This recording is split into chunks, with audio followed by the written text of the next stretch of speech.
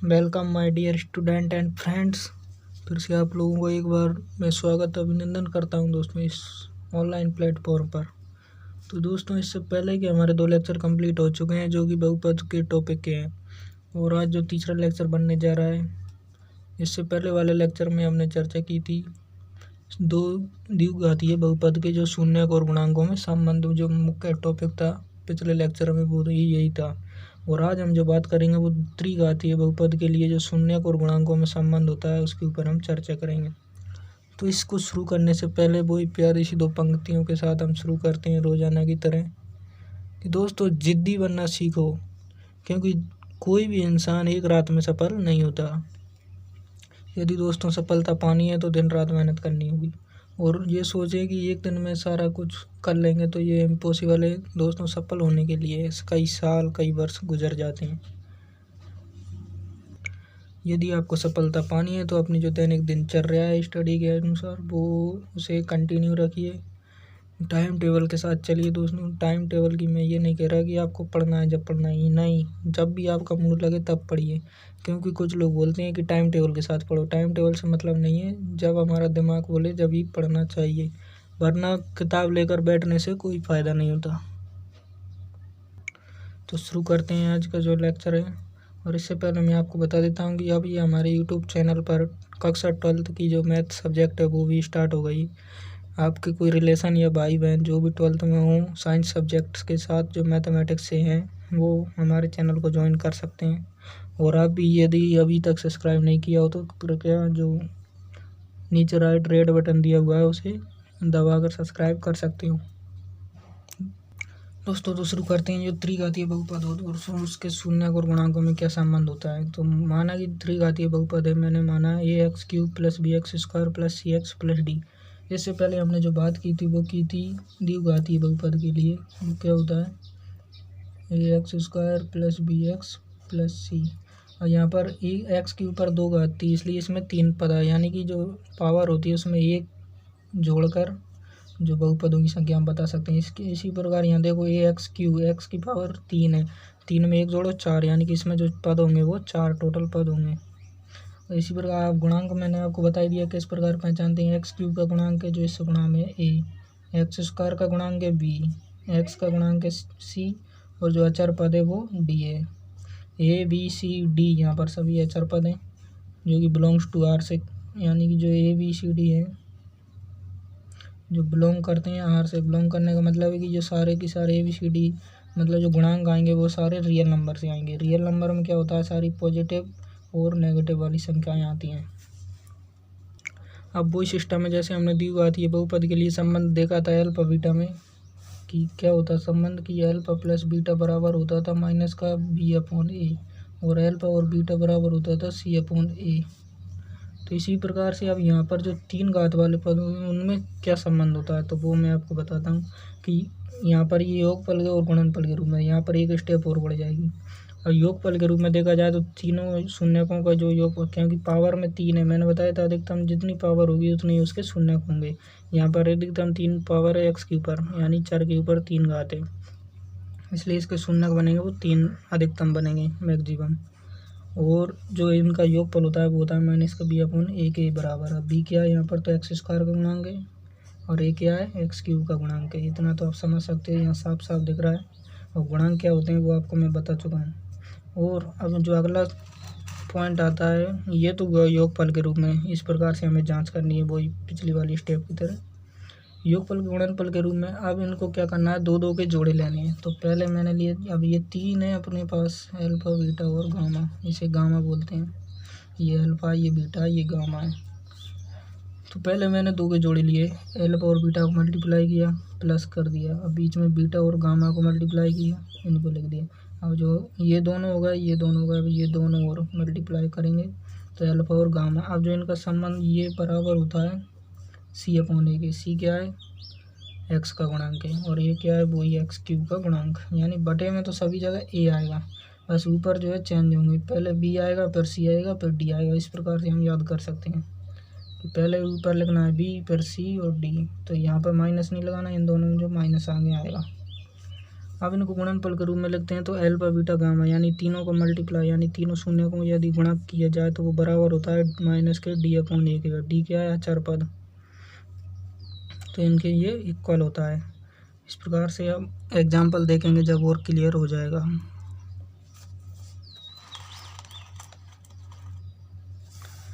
यदि त्रिघातीय बहुपद के शून्यक दिए हैं तो पहले इन्हें x के स्थान पर पुट करके जांच करते हैं। यदि ये बहुपद के मान को शून्य करते हैं तो उस बहुपद के शून्यक कहलाएंगे। यानी कि मान लो आपको शून्यक दिए हुए हैं कि माना कि ये कोई समीकरण है, यही वाली वो मैंने अभी बताई थी, x³ + bx² + cx + d। ये बहुपद दिया हुआ है और उसके जो शून्यक हैं ये अल्फा बीटा गामा दे रखे हैं। अब ये बोल रहा है कि जांच कीजिए क्या ये इसके शून्यक हैं। तो दोस्तों शून्यक मैंने आपको बताया था कि यदि उनको पुट कर दें बहुपद में तो वो समीकरण के यानी कि बहुपद के मान को शून्य बना देते हैं। तो इसी प्रकार हमें जांच करनी है, जो हमें शून्यक दिए जाएंगे उनको समीकरण में रख रख के देखना है। यदि वो शून्य बना देते हैं उसे तो वो उसके शून्यक कहलाएंगे। और फिर जो अगली स्टेप में जांच करेंगे वो हमें ये हमारे पास 3 पॉइंट अब आई गए त्रिघातीय बहुपद के लिए, तो इनसे हम जांच कर सकते हैं। अब जो हमारे एक्सरसाइज 2.2 में जो दूसरा सवाल छूट रहा था वो ये इस टॉपिक के ऊपर चलेगा। तो टॉपिक क्या है कि शून्यक से बहुपद ज्ञात करना, यानी कि आपको ओनली शून्यक दिए जाएंगे। शून्यक दिए जाएंगे वो कैसे दिए जाएंगे, या तो उनका योगफल और गुणनफल दो शब्द आपको मिलेंगे क्वेश्चन में कि दो शून्यक हैं उनका योगफल ये और गुणनफल ये है तो बहुपद ज्ञात कीजिए। तो उनको ज्ञात करने के लिए सिंपल सा एक समीकरण है, इसमें आपको योगफल और गुणनफल पुट करना है। तो समीकरण क्या है कि x² - x और शून्यकों का जो योगफल आपको दिया गया है क्वेश्चन में वो यहाँ पर पुट करना है, फिर प्लस करना है, और आपको जो क्वेश्चन में शून्यकों का गुणनफल दिया है वो यहाँ पर पुट करना है। बस ये बन गया आपका बहुपद का समीकरण। यानी कि x² - x के अंदर x के गुणांक में क्या रखना है, शून्यकों का योगफल और जो प्लस करके शून्यकों का गुणनफल, जो कि आपको क्वेश्चन में दिए जाएंगे। ये दोनों पॉइंट आपको बस ये याद रखना है कि ये वाला पॉइंट कि x² - x के गुणांक के साथ रखना है उनका योगफल और प्लस करके उनका गुणनफल रखना है। अब मैं क्वेश्चन आपको बताता हूँ। एक्सरसाइज 2.2 का जो दूसरा सवाल है वो रह रहा था हमारा पिछले लेक्चर का। तो देखो ये जो दिए हुए हैं ये शून्यक नहीं है, ये शून्यकों का योग दिया हुआ है और ये गुणनफल दिया हुआ है। अब अल्फा + बीटा बराबर मैंने ये 1/4 जो दिया हुआ है और गुणनफल जो है -1 दिया हुआ है। अब मुझे वही अभी मैंने जो बताई थी उसमें पुट करना है कि बहुपद ज्ञात करने के लिए x² - x, यहाँ पर पहले हमें शून्यकों का योग पुट करना है। तो योगफल जो दिया हुआ है वो 1/4 दिया, ये शून्यक नहीं है, ये उनका योगफल दिया हुआ है, शून्यकों का योगफल जो दिया हुआ है, प्लस अब गुणनफल जो दिया है वो कितना है -1। बस इसे आगे सोल्व करते हैं।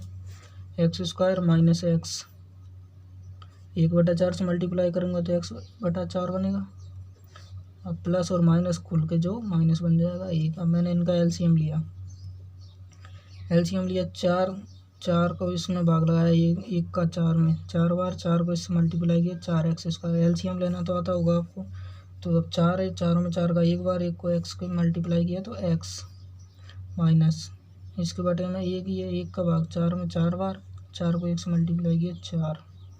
अब यदि ये शून्यक हैं तो इनका जो इक्वल में समीकरण है वो शून्य के बराबर कर दो, बटे वाले को इधर भेज दो, भेजते ही ये शून्य हो जाएगा 4 मल्टीप्लाई होकर। तो बचा क्या, ये बचा 4x² - x -4, यानी कि जो लेस लेना है उसे 0 के साथ भेज देना है, जो हट जाएगा नीचे से।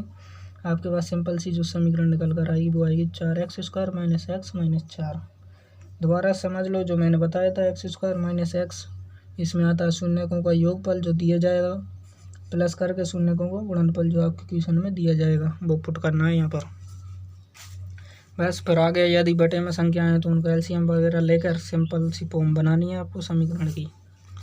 इसी प्रकार उसका दूसरा पॉइंट जो है उसमें दिया है शून्यकों का योग दिया है √2 और गुणनफल दिया है 1/3।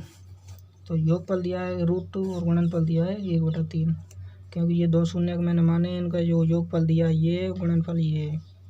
अब मुझे वही वाली समीकरण में पुट करना है तो मैंने पुट किया, बहुपद ज्ञात करना है हमारे लिए। तो x² - x योगफल पुट करो, ये रहा √2, प्लस करके गुणनफल पुट किया, ये रहा 3। अब मुझे इनका एलसीएम लेना है।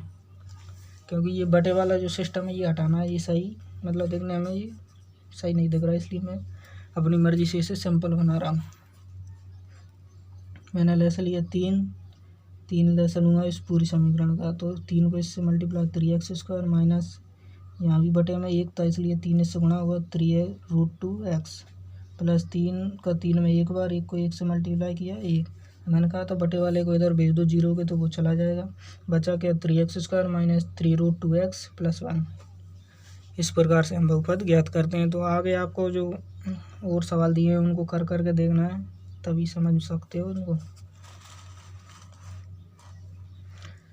इसी प्रकार जो 5वां पॉइंट है वो है इनका योगफल है -1/4 और गुणनफल है 1/4, जो मैंने यहाँ पे लिख रखा है समझाने के लिए।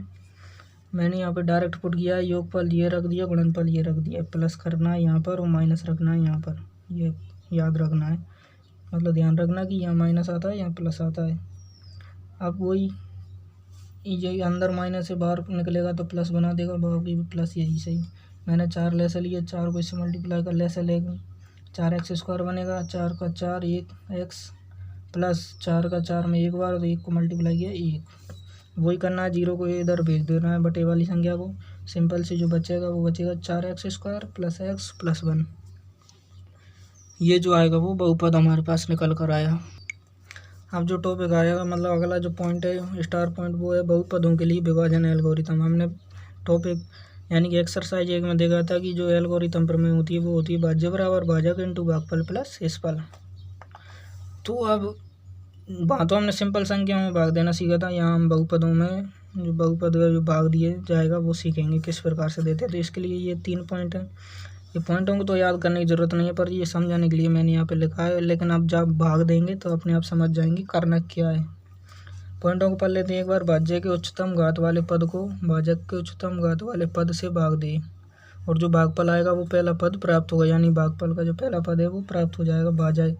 अब भाज्य के उच्चतम घात वाले पद में वो अभी ये पॉइंटों का आपकी ज़रूरत नहीं है, लेकिन मैं फिर भी बता देता हूँ। पढ़ लो आप उनको एक बार, समझ सकते हो तो समझ भी सकते हो दोस्तों, क्योंकि भाज्य बराबर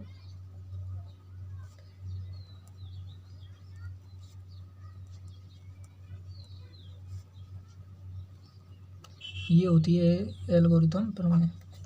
इसमें भाज्य क्या होता है, बड़ी वाली संख्या जिसमें भाग दिया जाता है और इसका दिया जाता है, ये भागफल जो हमें प्राप्त होता है।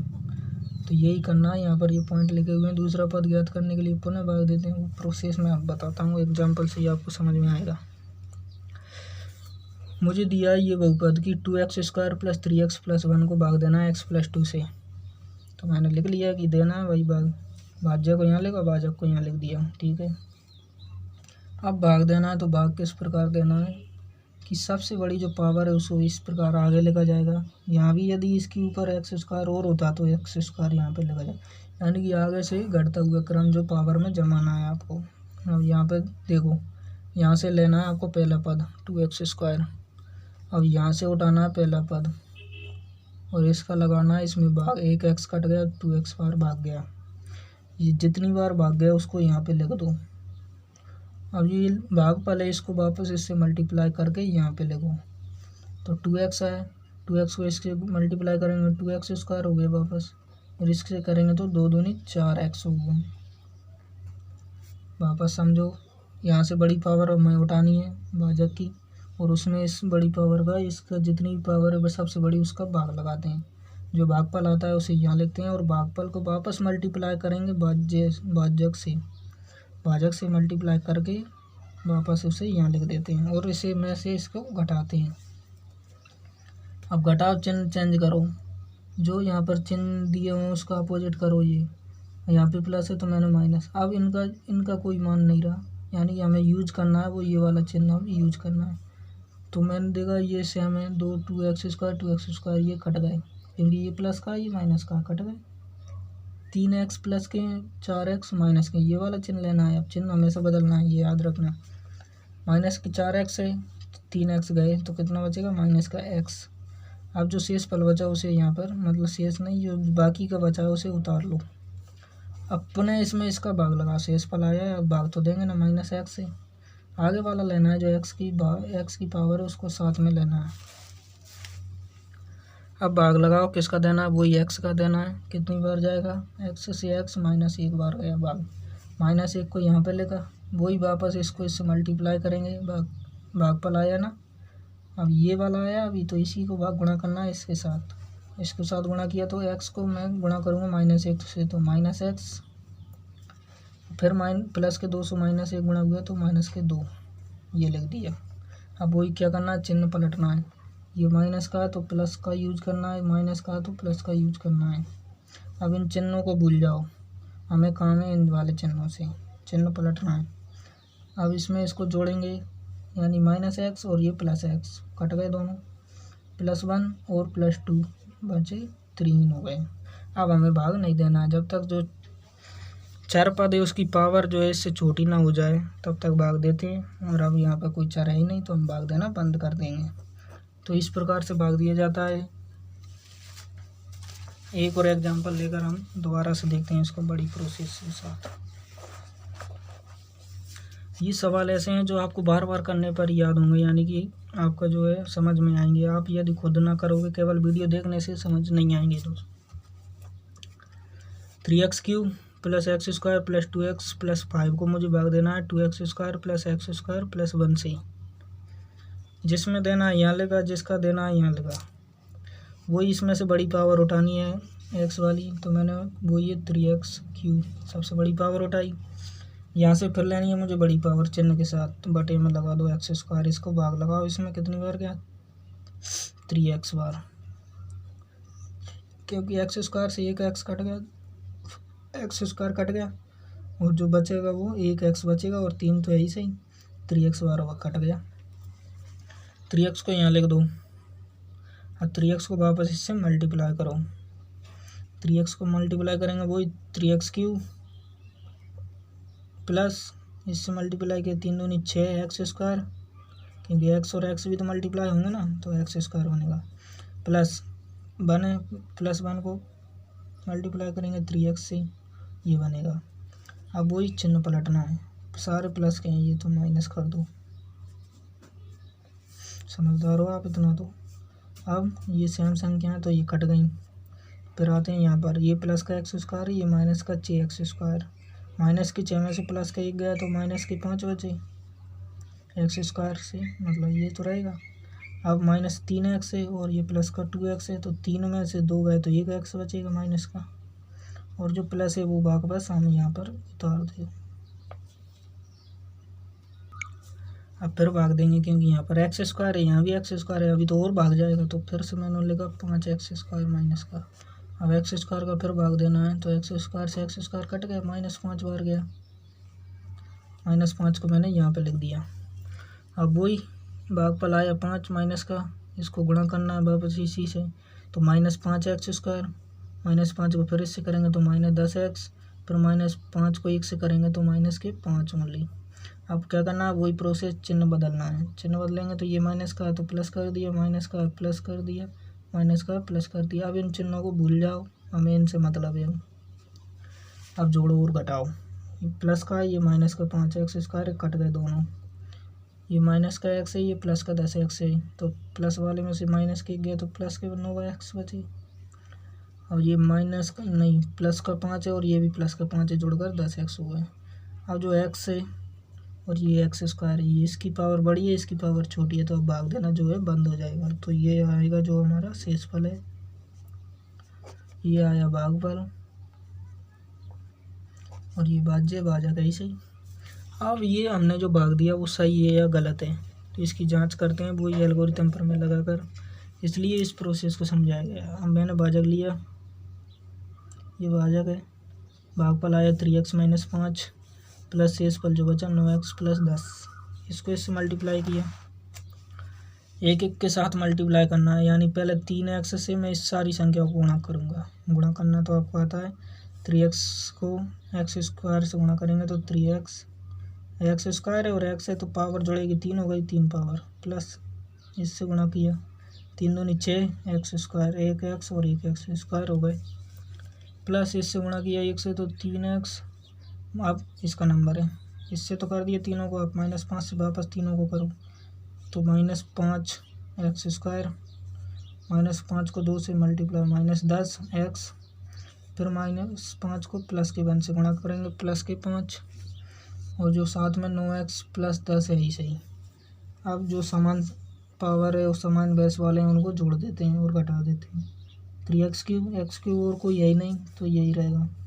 अब 6x² है माइनस का 5x² है, समान है, दोनों घट सकते हैं जुड़ सकते हैं, तो यहाँ प्लस का या माइनस का, तो बचेगा क्या, प्लस का 1x²।